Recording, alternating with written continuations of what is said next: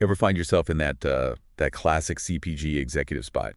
The high priority innovation project. Oh, yeah. Months in, millions spent, endless meetings, and then poof, it just quietly gets shelved. Happens all the time. And you hear the whispers, right? Mhm. Marketing says R&D was too slow. R&D points at operations. Operations blames finance for budget cuts. The classic finger-pointing circle. Exactly. Sound familiar? I mean, that's basically Sarah's story, her $2.3 million project. Yeah. It's this frustrating cycle, just incremental tweaks while competitors seem to be leaping ahead. It really is a common pain point. So today, we're diving deep into rewriting CPG innovation, the cross-functional imperative. We're going to unpack some really powerful insights, a lot of them coming from Denise, the global expert who helps CPG execs get that momentum back.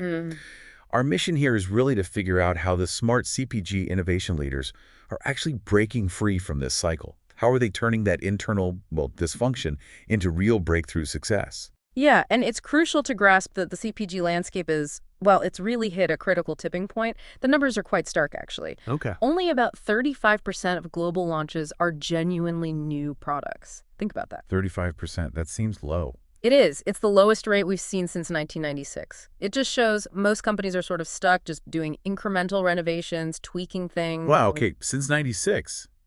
That's significant. But, and this is important, there's a counter-narrative. There's this select group of, let's call them smart CPG innovation leaders, and they're achieving, get this, 33% higher revenue growth. 33% higher. How? Through something much deeper than just product tweaks. They're embracing radical cross-functional collaboration.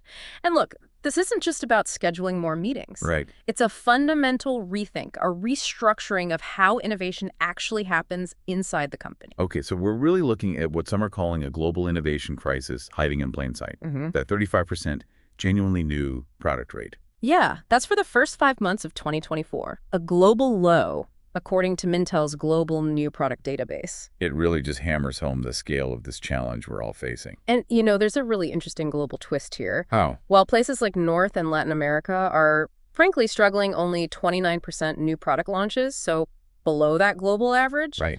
You look at the Middle East, Africa, and especially Asia-Pacific, they're leading the charge in innovation. Why is that? What's the difference? Well, a big part is faster economic growth. The IMF forecasts, for instance, they show advanced economies growing maybe 1.8% in 2025. Compare that to emerging Asia at 4.9% or the Middle East, Central Asia at 4.2%. Okay, so more economic dynamism. Exactly. More spending power, but also often more entrepreneurial mindsets in those regions. A willingness to try new things. That makes sense. And what's really compelling is just the sheer difference in the results companies are seeing. McKinsey did some research showing CPG and retail firms leading in digital and AI. They're showing 3 times greater total shareholder returns compared to their peers. 3 times. 3 times. It tells you the winners aren't just doing a little better. They're playing a completely different game because they've figured out how to leverage technology and data effectively alongside innovation.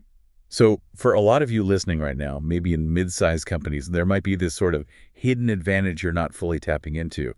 The mid-sized company advantage. Absolutely. Think about it. Yeah. Unlike the huge corporations that can get totally bogged down in bureaucracy, right? Slow decisions. Mid-sized companies often have that inherent agility. They can pivot faster. True. And unlike startups, burning through VC cash, you likely have established resources, market presence. It's potentially the sweet spot. The best of both worlds, if you can unlock it. Exactly. Because the core problem, really, it isn't size, it's structure. As OSA's innovation research really highlights this, you see large CPGs with these deeply siloed teams. Right, where brand A never talks to brand B. Yeah. And R&D feels miles away from the consumer. Precisely. But the evidence on collaboration, it's crystal clear. Teams that are truly collaborative are 5 times more likely to be high-performing in creativity and innovation. 5 times. Wow. And something like 87% of executives globally, they believe effectively managed cross-functional teams are significant contributors to strategic success. Okay, the data is compelling. The science, as you say, is clear. So why? Why do most teams still seem to fail? Why isn't this the norm? What's the secret to actually making it work? That is the million-dollar question, isn't it? And the answer often lies in having a proven approach. We call it the CATSIGHT process. CATSIGHT. Okay. Yeah, it's a proprietary framework developed by Denise, and it's designed specifically for creating actionable insights. It tackles those exact dysfunctions head on, helping to transform those, well, struggling cross-functional teams into real innovation powerhouses. All right, let's unpack CATSIGHT. So C is for, C is for category understanding, foundational. okay, foundational how? Well, CPG companies need an innovation function with a really clear North Star, a strategic ambition. And that needs the right talent, capabilities, processes, ways to measure success, governance. Right, the whole infrastructure. Exactly. BCG stresses this too. Innovation has to start by knowing precisely which category you're aiming for. You can't innovate effectively in a vacuum. Makes sense. Define the playing field first. Okay, so C is category understanding. What's A? A is for consumer aim alignment. Smart teams don't innovate based on, internal politics or just what they can build technically. No, it has to be consumer-led. Absolutely. It needs a deep, shared understanding of the consumer. McKinsey's data backs this up. Companies emphasizing cross-functional teams. They're 25% more productive, 30% more efficient at implementing new ideas. Because everyone's pulling in the same direction, towards that consumer need. Exactly. That consumer alignment is the magnet. Okay, so C, category, A, alignment, T. T is for target customer clarity. It's not enough to know your broad consumer base. You need laser focus on the specific target customer. They're really granular. Yes, because while we know diverse teams often outperform by like 35%, which is huge, Yeah. that only really happens when everyone on that diverse team is absolutely crystal clear and aligned on who they're serving. Yeah. Otherwise, diversity can actually create friction, not synergy. Right, you need that shared bullseye. Okay, It's- CATS. S is for support systems. Yeah. This is about making it practical, making it happen. How so? Give me an example. Sure. Think of a successful food manufacturer transformation. They didn't just kick off a project and hope for the best. They dedicated a senior director to be the product owner, not just for the innovation itself, but for the rollout, the adoption, the whole journey. And this person actively joined the bi-weekly sprint reviews. Constant presence, constant support. So real ownership and follow-through, not just launching and forgetting. Precisely. That ongoing support prevents great ideas from just fizzling out or getting stuck somewhere in the system. It's critical. Okay, S is support systems. Next is I. I is for intimate customer connection. This is where it gets really exciting, I think. Go on. Imagine setting up, say, local innovation hubs. Places where you physically bring together your internal teams, R&D, marketing, ops, insights with external partners, startups, universities, researchers. Okay, breaking down internal and external walls. Yes. And crucially, bringing consumers into that same shared space. Unilever's facility in the Netherlands is a great example. They even have a restaurant for consumers. Nestlé's accelerator in Switzerland does this too. So it's about creating these collaborative ecosystems. Exactly, where insights just flow much more freely, much more continuously. It tears down those old barriers. Love that. Okay, KASI. GG. G is for gap analysis. We're seeing a shift now towards a more hybrid approach, sometimes called zero-based product development. Zero-based, meaning? Meaning you don't just start by tweaking what you already have. You almost start from scratch, focusing deeply on unmet consumer needs, the real gaps. It blends those comprehensive processes you need for scale with real agility at each stage. So it's not the old way of doing market research, developing something, and then testing it when it's almost too late to change. Exactly. That too late to change product verification is often where things go wrong. This is about finding and fixing those critical gaps way, way earlier. Smart. Okay, G is gap analysis. H. H is for Human Truth Foundation. This is absolutely crucial. Innovation without authentic human insight. It's just expensive guesswork. Right. Chasing trends instead of needs. Precisely. The best insights aren't about the latest TikTok food fad. They're based on fundamental human truths, things that cut across nationality, culture, the desire for convenience, for health, for connection, for belonging. Universal drivers? Yes. And that's why innovations built on those truths can often be rolled out globally so easily. They resonate everywhere because they tap into something deep and shared. Okay, H, human truth. That leaves the final T in CATSIGHT. T is for take action. Simple, but critical. All these elements, the understanding, the alignment, the connection, the insights, they all converge here. Empowered cross-functional teams need to act decisively. Move from talking to doing. Exactly. Deloitte's research shows these teams significantly boost an organization's ability to sense what's changing out there and respond quickly. It's about speed, agility, turning that strategy into real-world execution. Okay, CATSIGHT. Category understanding, consumer aim alignment, target customer clarity, support systems, intimate customer connection, gap analysis, human truth foundation, and take action. It's a comprehensive framework. It really is. And it addresses the core issues we talked about earlier. So let's talk results. Are we seeing companies actually use this kind of cross-functional approach and get tangible results? Where's the proof? Oh, absolutely. The proof points are definitely there. Look at European leadership, for example. Unilever's Food Open Innovation Hub in Wageningen, Netherlands. It's amazing. What are they doing there? They've built this whole ecosystem, scientists, food tech startups, agricultural experts, all working together. They connect research directly with real-time consumer feedback.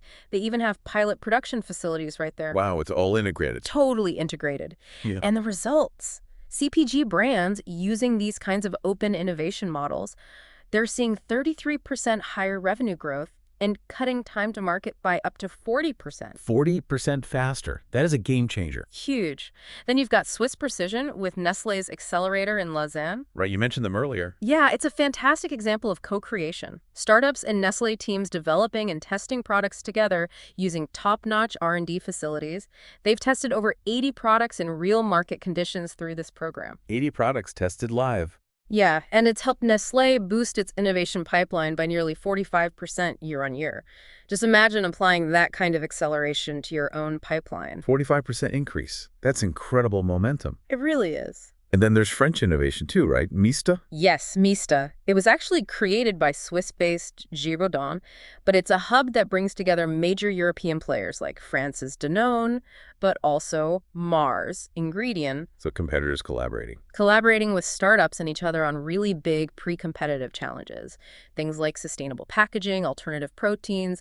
They pool resources and knowledge to accelerate solutions faster than any one company could alone.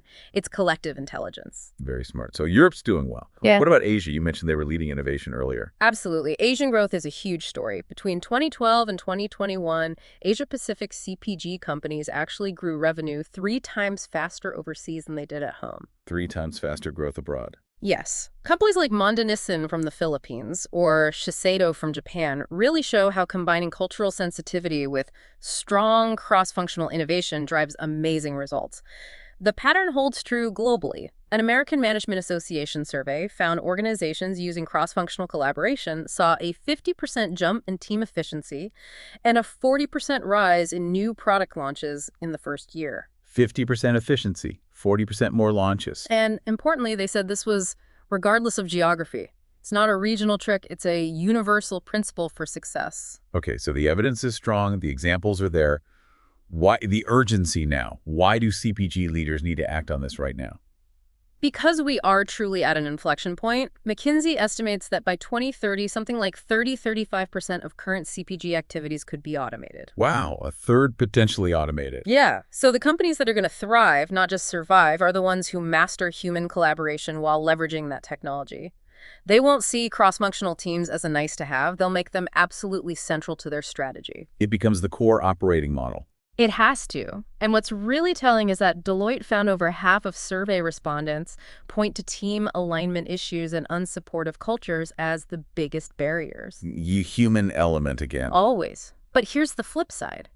That's also your opportunity. Your competitors, they're almost certainly facing the exact same internal struggles. Right. So the company that cracks this code first, the one that builds truly effective, empowered, cross-functional teams, that's the company that wins the next decade.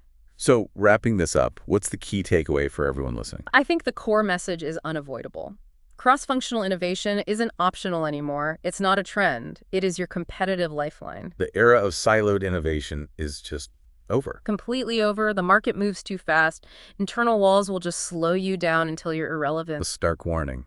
Well, maybe a provocative thought to leave people with.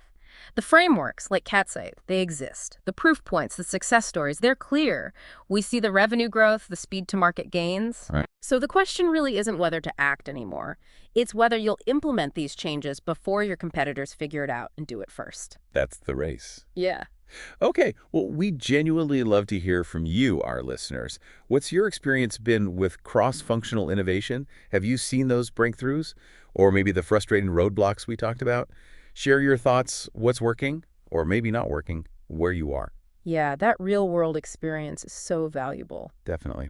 And if you're looking for more of these insights, specifically designed for CPG executives like yourselves, insights to help reignite momentum in your career, your company, focusing on insight, innovation, inclusive leadership, then please do subscribe to this channel for more deep dives like this one. And you can always visit c3centricity.com. Lots more ideas, practical strategies there to help transform how you approach innovation. Absolutely. And here's a really concrete next step you can take right now. If you're feeling ready to actually transform your innovation approach, consider taking the FERE QC2 Evaluator Assessment. It's right there on the C3 Centricity site. It's a great tool. It really is. It helps you pinpoint exactly where your organization stands right now and give you actionable steps you can take for immediate improvement. And get this, you can even book a free business makeover session to go deeper into your specific challenges and opportunities. It's a fantastic offer to really kickstart that change. It is. So don't wait. Check out C3 Centricity, take the assessment, book that session. The time to act, as we've discussed, is definitely now.